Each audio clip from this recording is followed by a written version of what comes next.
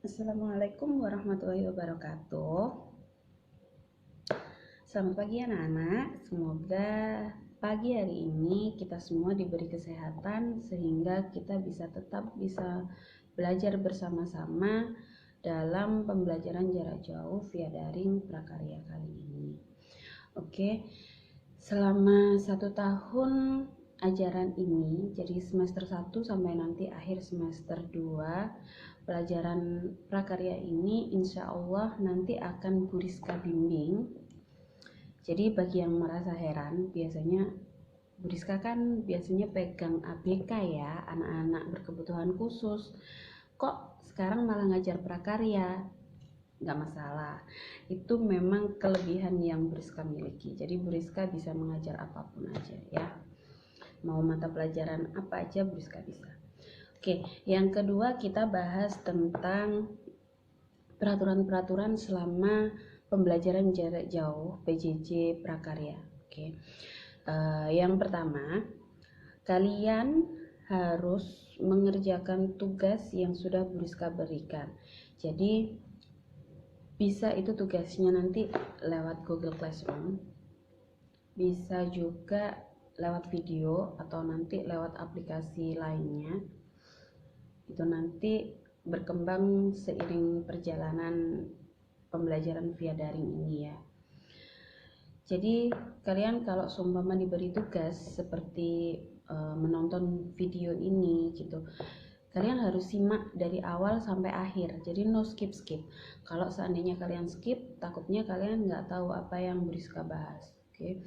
Terus yang kedua tadi peraturannya, Bu Rizka memberikan keringanan, kalian boleh 3 kali izin untuk tidak mengikuti pertemuan pembelajaran PJJ, hanya 3 kali. Oke, jadi kalian boleh nggak masuk, barangkali kan kalian takutnya sakit atau di rumah lagi nggak ada sinyal atau lagi ada urusan apa di rumah, kalian Rizka beri keringanan untuk 3 kali tidak mengikuti pembelajaran. Tapi ya gunakan dengan sebaik-baiknya, oke? Selanjutnya penilaian selama PJJ prakarya ini, yang pertama yang dinilai adalah kehadiran. Tentunya seharusnya memang untuk pembelajaran kalau kalian pengen nilai yang bagus, memang seharusnya kalian harus hadir 100%. Tapi namanya kita manusia kan pasti ada saja, entah itu ya kita nggak mau ya sakit atau apa. Jadi kalaupun kalian mengikuti 70% aja udah cukuplah masuk ke KKM ngepres nilainya, oke? Yang kedua, penilaian sikap. Jadi kalian kalau sikap itu Bu Rizka nilai dari chat-chat yang ada di classroom atau di grup. Chatnya ya paling nggak sopan, nggak ada yang ngomongin tentang mabar, ngomongin ML, MM, atau kirim-kirim gambar-gambar yang nggak penting gitu, atau nyepam berita-berita nggak jelas gitu. Itu udah pasti bisa kasih nilai nggak bagus. Oke. Yang ketiga, penilaian kemampuan. Jadi kemampuannya itu adalah gimana kalian mengerjakan tugas, tepat waktunya kalian, benar atau enggaknya kalian memahami perintah, itu nanti masuk di kemampuan. Kemudian yang terakhir, keterampilan. Jadi penilaian itu nanti untuk PJJ prakarya ada 4, kehadiran, sikap, kemampuan, dan keterampilan. Oke, itu tadi peraturan selama pembelajaran prakarya.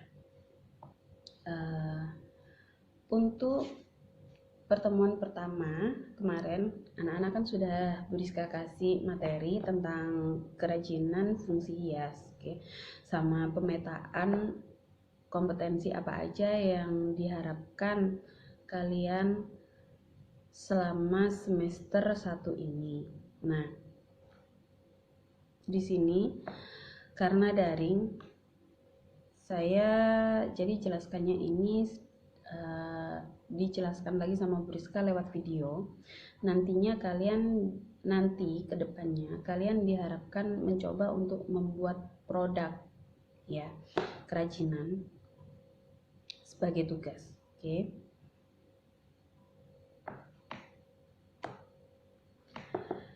Oke, yang pertama untuk bab 1 kita bahas tentang kerajinan. Kita bahas tentang kerajinan. Nah, kerajinan ada contohnya banyak ya. Ada yang berasal dari janur, ada yang dari tenun, hiasan kain tenun, ada cincin, bros-bros hias dari logam, sama batik, gambar-gambar wayang gitu. Oke. Nah, kerajinan sendiri, kerajinan itu yang kita ketahui kalau kita ngomongin kerajinan pasti dekat dengan keterampilan kan. Oke. Nah, apalagi yang dekat dengan kerajinan? Selain keterampilan, pasti sesuatu yang dibuat oleh manusia. Kemudian apalagi kira-kira? Kalau kita ngomongin kerajinan pasti bagus bendanya. Nah, di situ kita ngomongin tentang seni.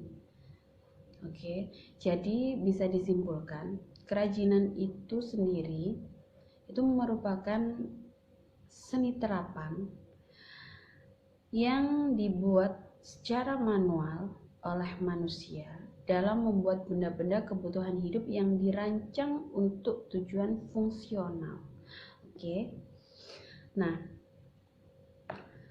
kita sudah ketahui kerajinan itu apa. Nah, untuk selanjutnya kita bahas tentang kerajinan fungsi hias. Nah, ada macam-macam contohnya kerajinan fungsi hias. Ada hiasan tapestri yang dari benang, kemudian ada hiasan binatang hewan-hewanan yang dari anyaman, ada hiasan dinding dengan teknik membatik, ada juga hiasan-hiasan yang dari logam. Oke. Selanjutnya, next, kerajinan fungsi hias. Nah, sebelumnya karena kita daring, jadi ini saya Bu Rizka jelaskan lewat video. Jadi nantinya kalian diharapkan mencoba membuat produk kerajinan sendiri sebagai tugas. Nanti ada waktunya, oke? Dan di sini kerajinan fungsi hias prinsipnya yang pertama ya, macam-macam kerajinan fungsi hias seperti yang tadi sudah Bu Rizka contohkan. Dari produknya ada hiasan janur, hiasan lukis kaca, ada tenun serat, ada hiasan sulam, logam, dan prosesnya pun macam-macam. Bisa dengan sulaman, bisa anyaman, prosesnya seperti itu. Kemudian nanti dikemas, tetap produk akhirnya kita kemas. Nah, selain itu supaya ada juga kerajinan yang dimodifikasi. Jadi ini seperti ada kerajinan ya, kerajinan cangkir katakanlah. Cangkirnya ada hiasannya, cuman kayaknya terlalu banyak deh. Kayaknya mending dihilangin dulu gambarnya. Nah, itu masuk ke modifikasi kerajinan fungsi hias. Di sini kalau untuk yang modifikasi kerajinan fungsi hias, hasilnya itu bisa modifikasi dari dua bahan dijadikan satu, atau bisa modifikasi tekniknya gitu. Contoh ada kain biasa, lalu dianyam dengan anyaman tambahan atau kemudian disulam. Nah, itu dengan kombinasi teknik dan bahan. Kemudian yang kedua, produk modifikasi bisa disederhanakan. Kayak tadi contohnya cangkir ya. Gambarnya terlalu banyak, oke kita hilangkan biar hiasannya lebih sederhana. Itu salah satunya cara menyederhanakan. Bisa juga ditambahi nih, kurang eksotik nih, ditambahi lagi hiasan-hiasan lain. Nah, ditambahi lagi, akhirnya jadilah lebih bagus seperti itu. Nah, supaya bagus tetap modifikasi kerajinan fungsi hias maupun kerajinan fungsi hias supaya bagus harus tetap dikemas dengan bagus. Supaya apa? Supaya meningkatkan nilai jual tentunya. Kemudian supaya lebih menarik, lebih aman. Seperti yang kita ketahui di materi yang sudah Beriska berikan, manfaat dari kemasan produk itu sendiri. Oke. Nah, di sini dalam berkarya ya, dalam menghasilkan nanti kalian kan diminta Beriska membuat sebuah produk. Nah, dalam membuat sebuah produk tentunya kalian harus memperhatikan keselamatan kerja. Oke, K3, keselamatan kerja. Jadi kalian harus memperhatikan keselamatan kerja, keamanan dan kebersihan dalam proses membuat produk itu sendiri. Oke. Jadi dalam pertemuan ini atau pembelajaran ini, Beriska harap anak-anak mampu memahami apa itu kerajinan fungsi hias. Kemudian yang kedua, nanti Beriska harap kalian bisa membuka lapangan kerja dan membuat produk kalian sendiri berdasarkan bahan yang bisa kalian gunakan, bisa dipakai atau bisa juga didaur ulang. Jadi bisa pakai bahan-bahan daur ulang. Kemudian yang terakhir, kalian bisa memodifikasi hasil karya kalian sendiri dengan mengkombinasi atau menyederhanakan produk. Oke. Selanjutnya next. Nah, kerajinan fungsi hias. Nah, kerajinan sebagai penghias atau pajangan. Contohnya seperti hiasan yang dari kayu. Sebelumnya kan hanya biasa nih, hanya dari kayu ya. Tapi kemudian akhirnya bisa menjadi lebih unik, lebih menjual dengan cara dicat, divernis, kemudian ditulisi, diberi warna-warni. Nah, contoh selanjutnya seperti kerajinan dari kayu, kemudian hanya ranting-ranting pohon. Nah, itu kan kelihatannya biasa, nggak menjual. Tapi ketika ada ide-ide unik, kita, rantingnya nih dipotong-potong gitu. Jadi seperti kesatuan pohon tapi dijadikan 3 bagian. Nah, kemudian diberi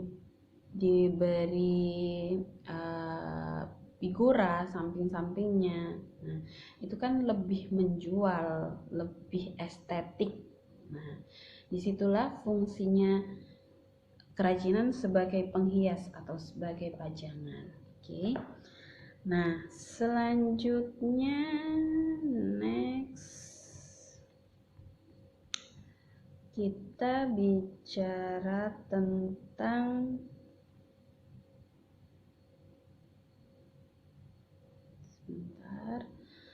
tujuan. Oke. Tujuan dari produk-produk kerajinan salah satunya, nah pastinya kan ketika kita membuat sesuatu pasti akan ada tujuannya. Untuk apa nih kita bikin ini? Untuk apa nih? Nah, semuanya pasti ada tujuannya. Yang pertama, sebagai benda yang dipakai.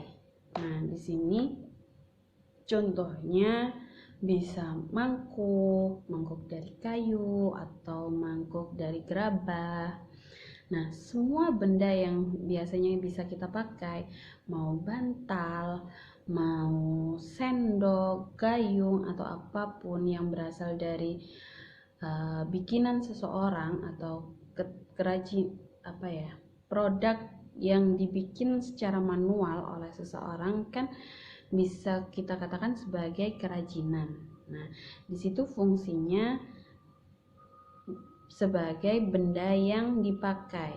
Nah, contohnya seperti bahan-bahan limbah, plastik-plastik bekas, dihias sedemikian rupa, akhirnya jadilah sandal, sepatu. Nah, itu fungsinya kerajinan sebagai benda pakai. Next, tadi sebagai penghias pajangan, ya, yang tadi sebagai hiasan. Kalau di rumahnya Bu Rizka sih nggak terlalu banyak hiasan ya, jadi Bu Rizka kasih contoh yang tadi dari kayu, di vernis, dibikin sedemikian rupa sehingga terlihat cantik, terlihat lebih menjual.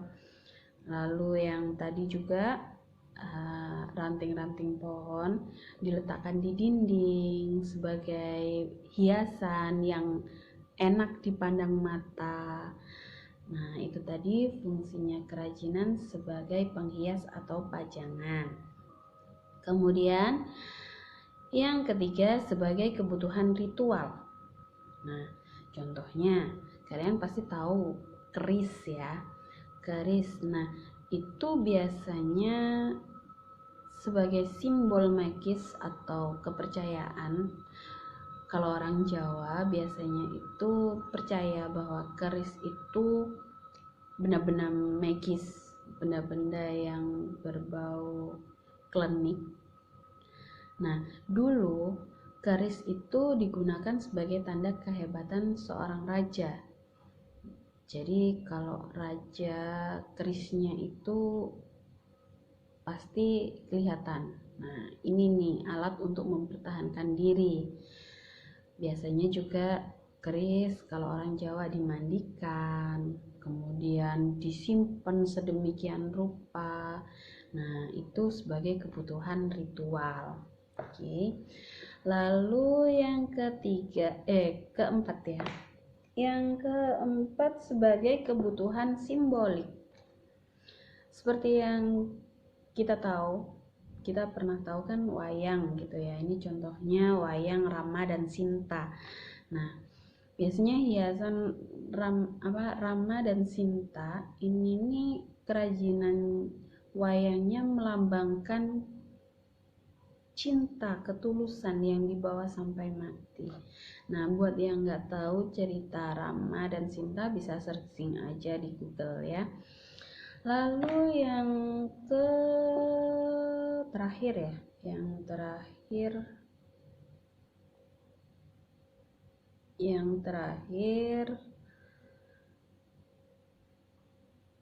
sebagai kebutuhan konstruktif. Nah, jadi buat yang tahu-tahu aja nih, biasanya di daerah Sumatera sana rumah-rumah itu ada hiasan di depan rumahnya gitu, jadi bentuknya seperti cicak-cicakan gitu. Nah, itu suatu kerajinan yang dibikin dari tangan tapi mengandung arti dan nilai dan fungsi tertentu. Jadi itu untuk kebutuhan bangunannya, jadi ditaruh di depan lambang gitu, buat lambang keselamatan biasanya. Nah, contoh-contohnya banyak seperti itu sebenarnya. Salah satunya yaitu tadi yang di daerah Sumatera itu tadi ya. Itu. Jadi tujuan kerajinan tadi ya sebagai apa saja? Yakni satu tadi sebagai benda dipakai, kemudian sebagai penghias atau pajangan, kemudian sebagai kebutuhan ritual, kemudian sebagai kebutuhan simbolik, dan sebagai kebutuhan konstruktif. Oke, itu tadi tujuannya. Nah, kali ini sama seperti yang materi yang sudah Bu Rizka berikan kemarin, untuk memperjelas antara fungsi pakai dan fungsi hias. Di sini contohnya ya, ada cangkir dibikin manual dari gerabah biasa. Nah, fungsinya ini dominan pada fungsi pakai, hanya dipakai aja, biasa dipakai minum. Oke. Lalu kemudian dimodif, diberi hiasan ya, diberi hiasan sedikit. Nah, ini hiasannya, ornamennya ini bisa disebut sebagai fungsi hiasnya, tapi cangkirnya masih bisa dipakai untuk minum. Sedangkan kemudian cangkirnya kurang nih, kita modif lagi, diberi nilai estetik lagi nih, dihias sedemikian rupa, diberi ukir-ukiran dan lain sebagainya. Nah, di sini cangkir yang syarat dengan unsur estetik biasanya nggak hanya digunakan aja, tapi bisa juga dijadikan pajangan, dijadikan hiasan, ditaruhlah di buffet ya, akhirnya jadi hiasan. Nah, seperti itu. Ini untuk memperjelas aja kalian biar paham fungsi pakai dan fungsi hias dan hubungannya seperti apa. Seperti itu. Sampai di sini penjelasan Bu Rizka tadi ya. Untuk pertemuan kali ini Bu Rizka nggak mewajibkan kalian tugas atau apa gimana, cuman kalian tetap harus mengisi absen yang sudah Bu Rizka share di Classroom. Tapi untuk penilaian juga, penilaian kehadiran, nggak hanya absen, kalian bisa memberikan respon apapun pada video ini. Jadi responnya bisa berkaitan dengan materi ini, oke? Sertakan juga nama, kelas, dan juga nomor absen dalam respon kalian di video ini.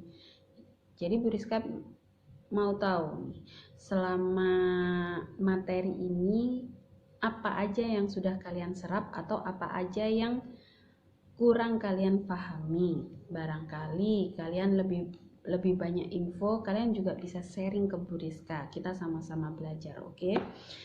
Kalian bisa sharing info itu tentang kerajinan fungsi hias yang berkaitan dengan kerajinan, boleh kalian sharing aja di kolom komentar.